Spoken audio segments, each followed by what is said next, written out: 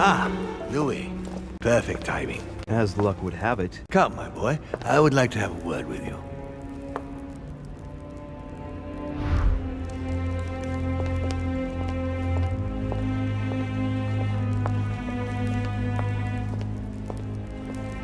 Come closer, please. It's time we had a little chat. What's wrong, my lord? Tell me. What's with all the bodyguards? Louis, it's time you found out the truth. I've been observing you since you arrived. I see you running all over the grounds in search of Sarah. I would like to prevent her from leading you even further down the wrong road. The wrong road? Louis, Sarah has made her own choices, of her own free will, and I would like for you to have the same chance. You see, Sarah and I have known each other for a very long time, Louis. I am aware of her theory. About me, about Gregory, about the demons.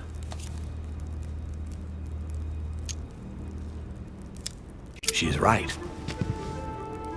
Look at me. I have inhabited this body since 1191. For the last 602 years, I have been this dear William Mortimer.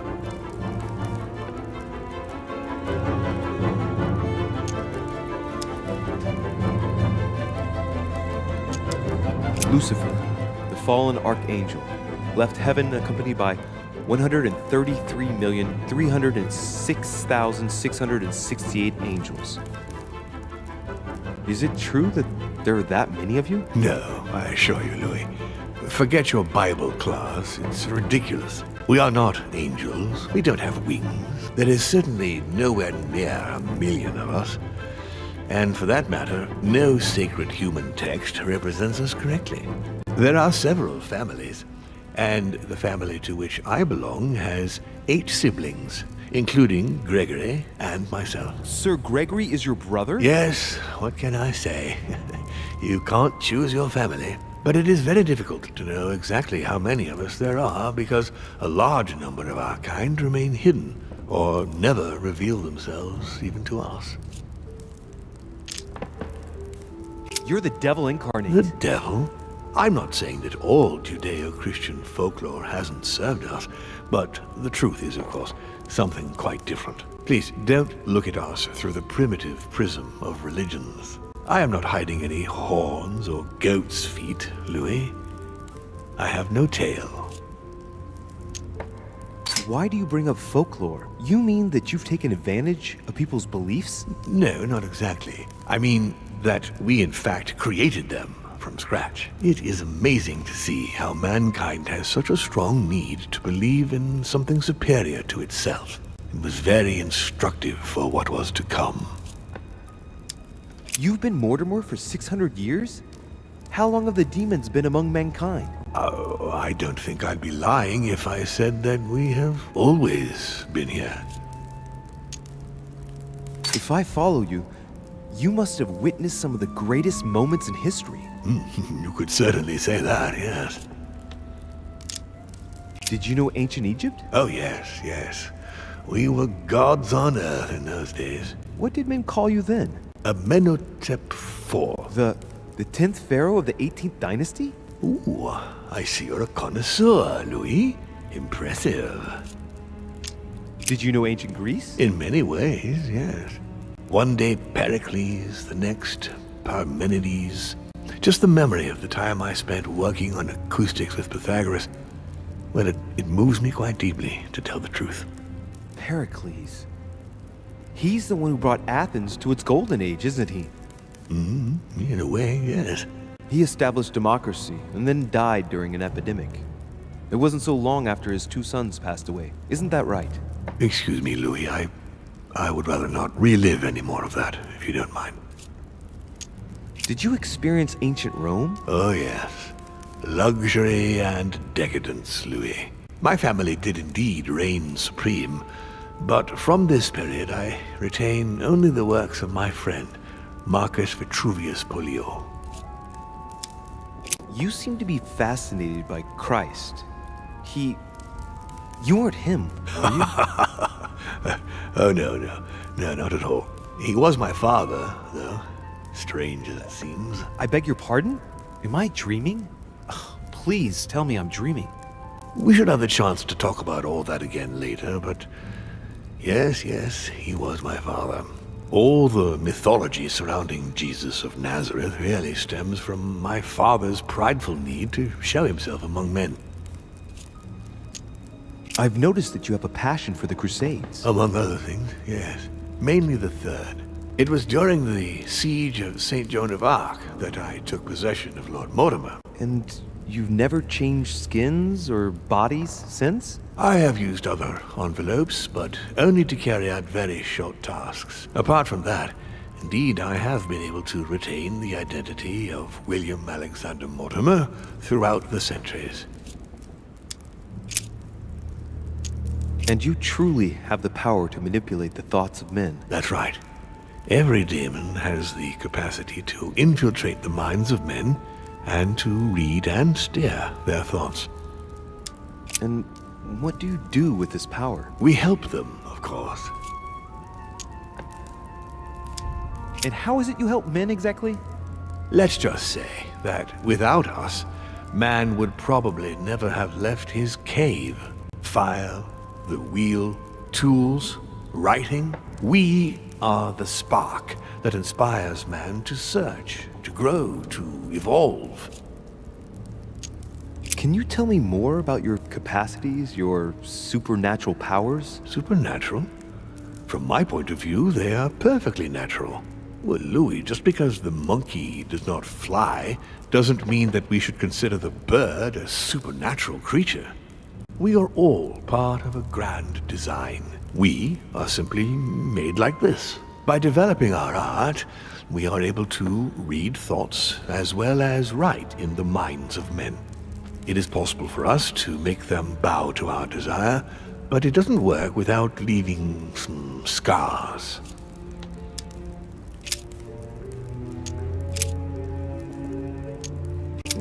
Why should I trust you? I'm not asking you to, Louis. If you are still in doubt about the demons, I can assure you that won't last long. But why me? Why do I tell you about the greatest secret ever revealed to man? That's right. I'm coming to that, don't worry. What has my mother got to do with all this? She embarked on a crusade many years ago to kill all the demons. That must have upset you. I imagine you retaliated. No, I'm afraid she never forgave me. Forgave what? We met when she was still just a young woman. I appeared to her in a different form because I didn't want to reveal the identity of Lord Mortimer at that time. She was looking for someone interested in the occult to decipher an ancient book. We spent many years together until I revealed my true nature to her. The old book was Al-Azif, wasn't it? Did she speak about it? Not so long ago, yes. Indeed, it was already Al-Azif. She wanted to unlock the secrets. What are the demons' projects for humanity? Our aim has long since been to protect humanity from itself. On the other hand, although we give them the impulse to succeed, we don't all agree as to the path they take to achieve it. How would you qualify your species, scientifically? Good question. What is your area of expertise?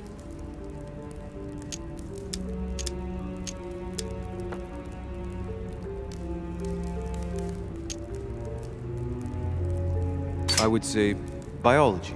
So, I would class demons along with parasites. The comparison's not very flattering. You live inside a host and you feed on that host. Do you not? A large number of parasites are essential to the survival of their bearer, you know.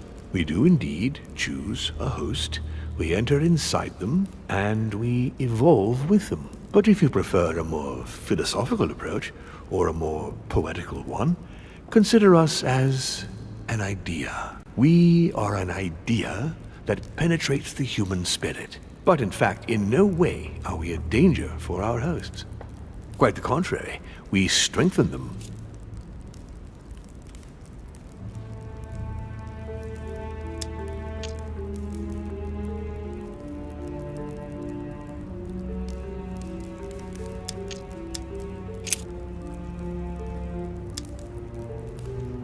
Continue. Louis, it's time you opened your eyes. Come, you'll soon see. After you.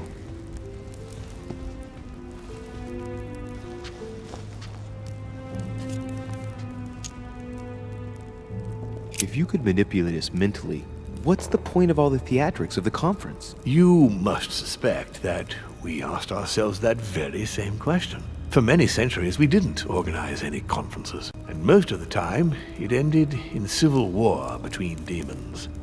Many of us were killed during this period. The idea of organizing conferences was the answer to everything.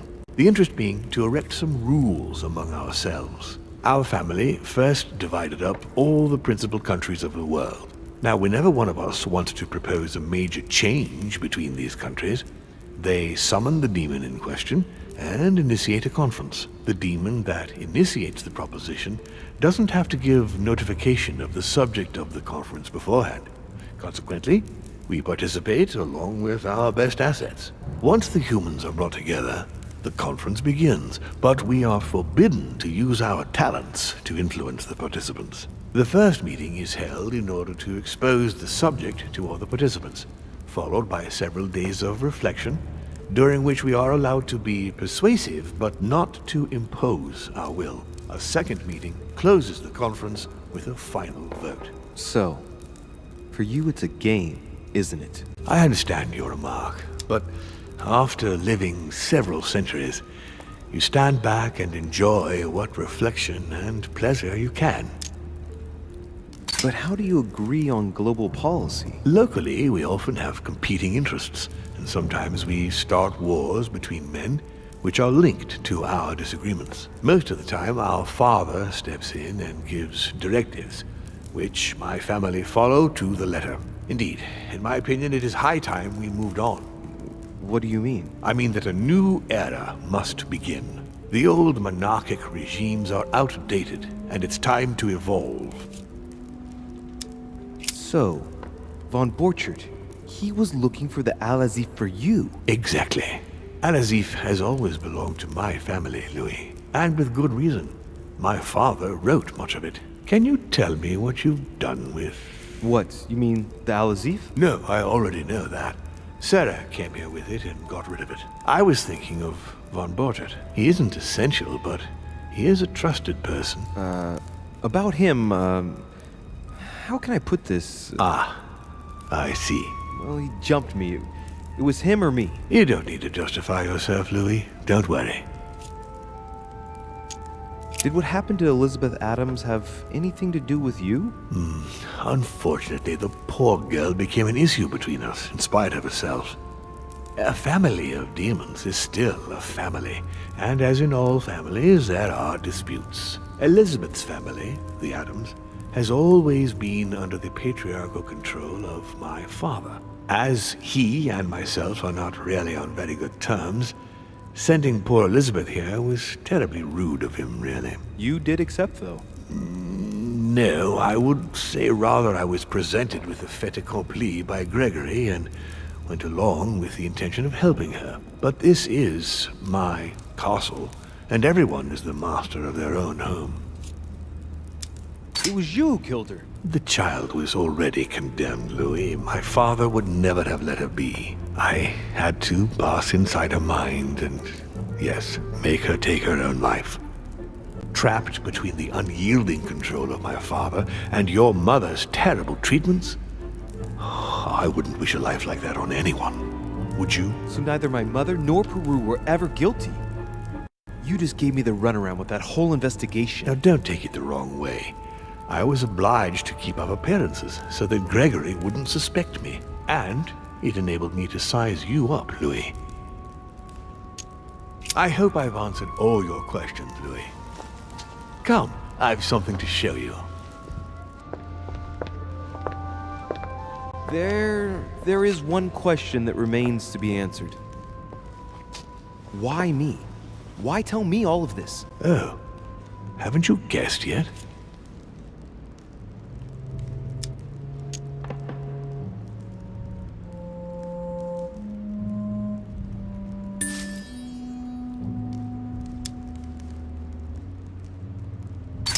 I've got an idea, but it might seem stupid. Trust me. Am I one? I mean, am I a demon? Would you like that?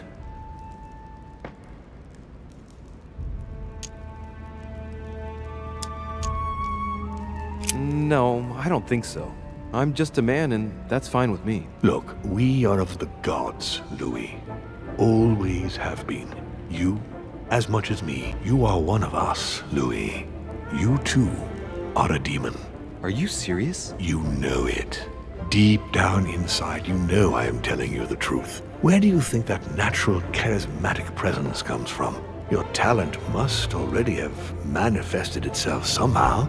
Have you ever had any visions? No. Stop it. It's absurd. Have you never found yourself suddenly inside someone else's body without knowing why? No. Whilst asleep, maybe? That's how it often happens the first time. Your spirit wanders unconsciously. My mother can't have lied to me about that. It's true. Your real mother would never have lied to you.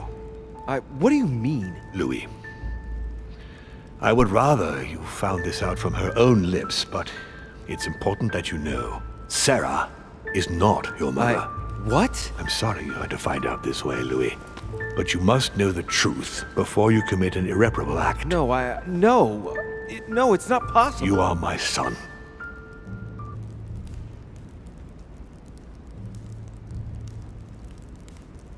Not too shaken up. You've experienced many significant events since your arrival. You can say that again. For now, I think you ought to find Sarah, my son. You ought to talk things over with her. So she's been lying to me all along? Let her justify herself. What's done is done.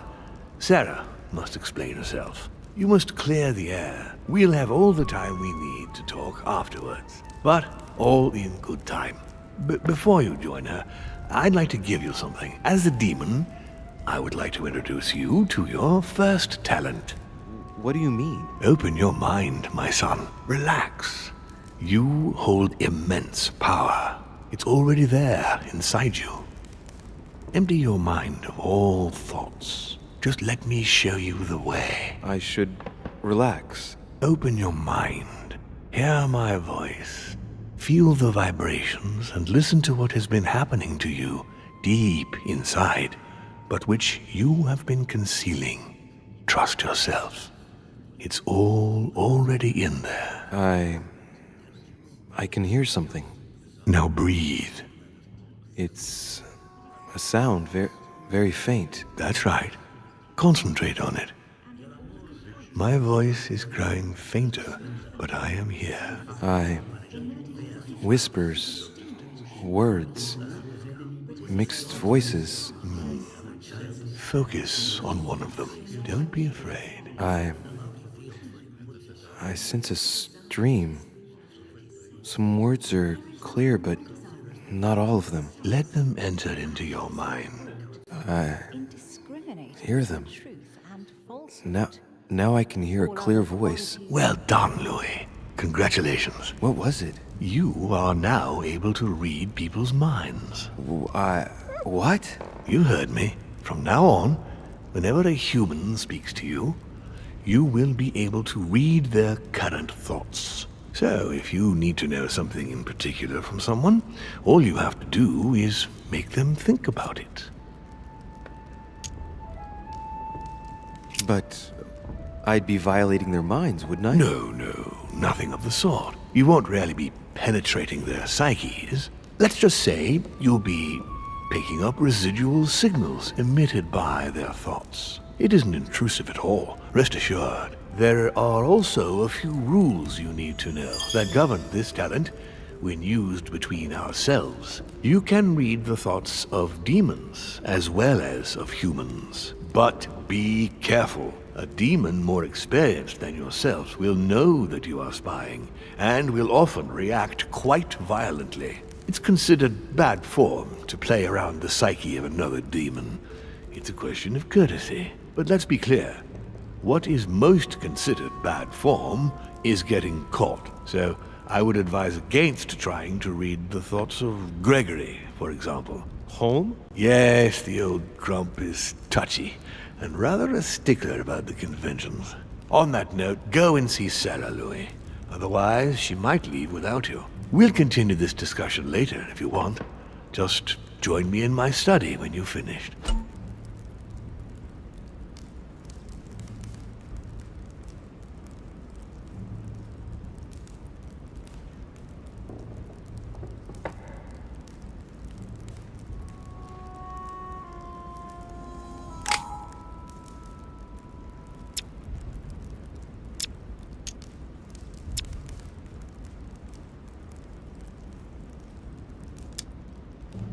You're right. I need to go now. See you later, Lord Mortimer. One more thing.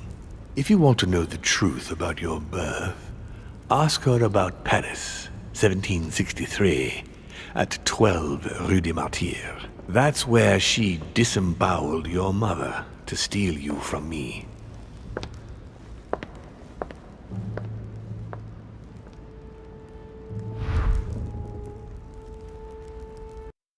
It's not that I regret all these discussions, but I must hurry to the wharf.